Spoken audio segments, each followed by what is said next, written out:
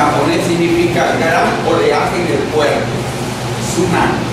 Semántico, es decir, de la confusión de ideas y palabras. Bueno, entonces, hay una cantidad de escritos, de investigación y eso, y se forma un caos mayúsculo. Entonces, aparece la lógica especial, la lógica polivalente, la lógica difusa, la lógica temporal.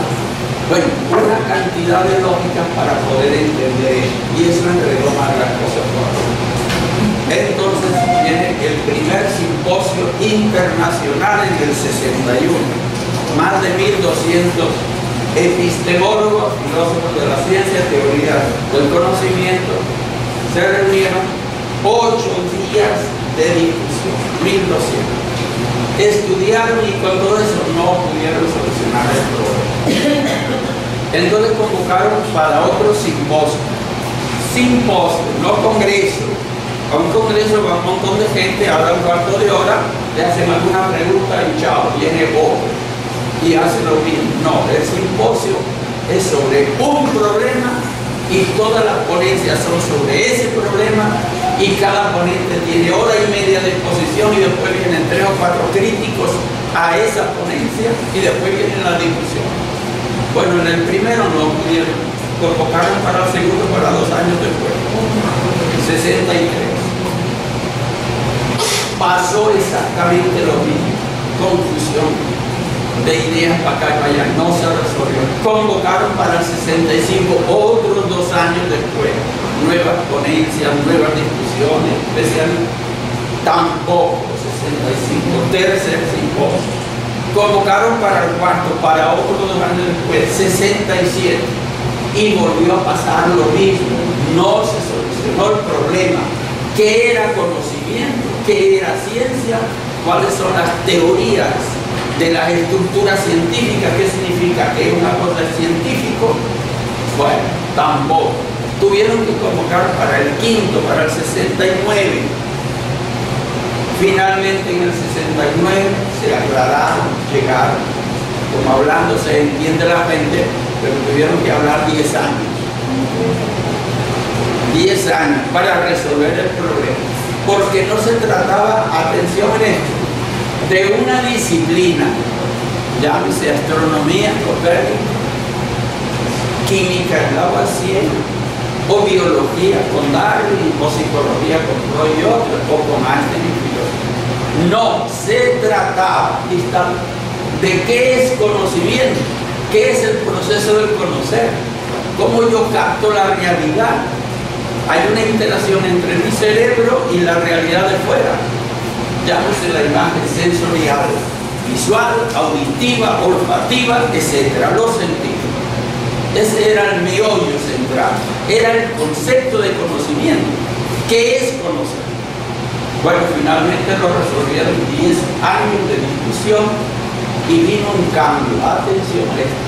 Un cambio de paradigma en el proceso cognitivo, en el concepto de conocimiento y el concepto de ciencia, que se considera sencillamente como un conocimiento demostrable, que es algo que está científicamente demostrado. ¿Y qué es ciencia? Es un conocimiento que yo puedo demostrar, no opinión, no cosa, sencillamente, que puede ser muy respetable, etc. Pero es demostrado. Entonces, el conocimiento es ciencia. Bueno, entonces llegaron a lo que son las estructuras científicas. Ahora la situación nuestra, desde el 69 para acá, han pasado 43 años. ¿Y qué es lo que pasa? Que la mayoría de la gente está todavía con el concepto de conocimiento superado. Igual que le pasó en Bolonia, la primera universidad que se creó en Occidente, con la astronomía de Copérnico. Los astrónomos emplearon más de un siglo, los astrónomos, o sea, que ya no eran los mismos, ya era otra generación, para aceptar la idea de que ese sol que yo veo que se mueve, no se mueve. Soy yo en la superficie de la Tierra el que está girando. Entonces el movimiento que veo en el sol está en mí mismo, soy yo el que me estoy moviendo. no el sol. Y giro un día y otro día, cada día veo el sol.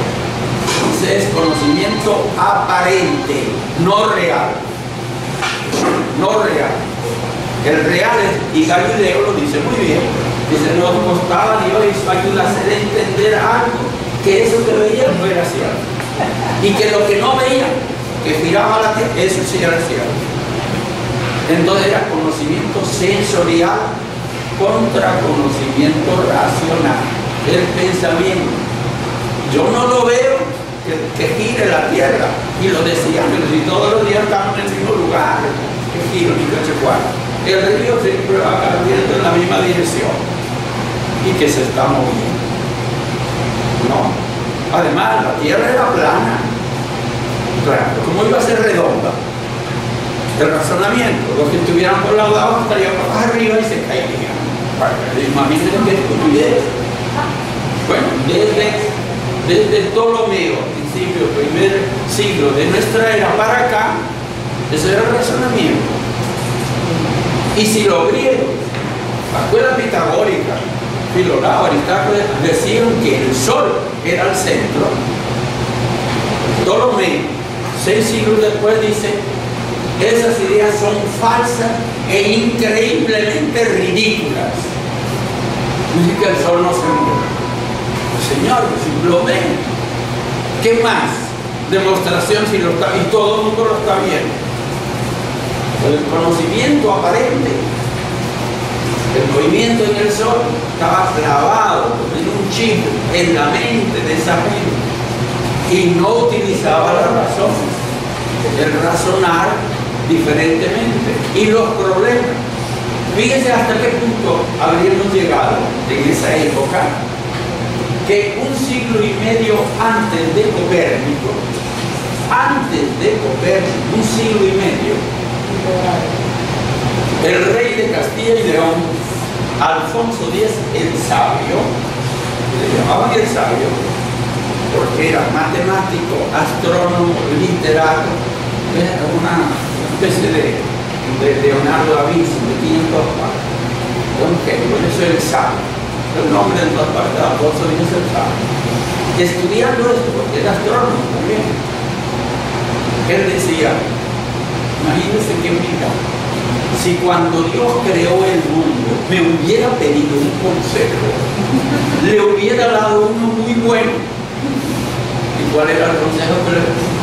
Como astrónomo, que hubiera puesto el sol en el centro y todo lo demás dando vueltas, porque entonces todo se entiende perfectamente. No, al poner la tierra en el centro se creó un burbuja que nadie lo entiende. Tal cual Alfonso X el Sabio.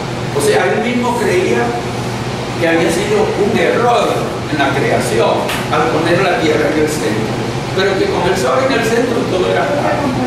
Imagínense, entonces le hubiera dado un buen consejo. Bueno, tuvo que esperar. ¿Y el paradigma predominante ahí cuál es? En el estilo de geocéntrico, o sea, la tierra gira el centro, no solo del sistema solar, sino de todo el universo. Y eso es lo que cambia, pero empleó un siglo para que lo entendieran los astrónomos. Ahora, una idea que le voy a hacer para que vean, yo le digo que en el 69 finalmente se entendió lo que es el conocimiento, y vamos a ver, hubo un cambio de paradigma en el conocimiento. Pero ese problema lo había solucionado a perfección Platón en el diálogo sobre la ciencia, digamos así, sobre la ciencia, son como 27 diálogos de Platón. Bueno, en el diálogo sobre la ciencia, que se llama también el Teeteto, porque el Teetetes era un alumno aventajado, brillante, que en el diálogo es el interlocutor con Sócrates, que fue el maestro de Platón. Es siempre la discusión entre el alumno que hace objeción y el profesor magnífico sabio que es Sócrates, que fue el maestro de Platón. El diálogo, si lo escribimos hoy día, son como 100 páginas de un libro normal, y ahí está resuelto este problema que empleó y necesitaron 10 simposios, bastaba que hubieran leído, parece mentira, pero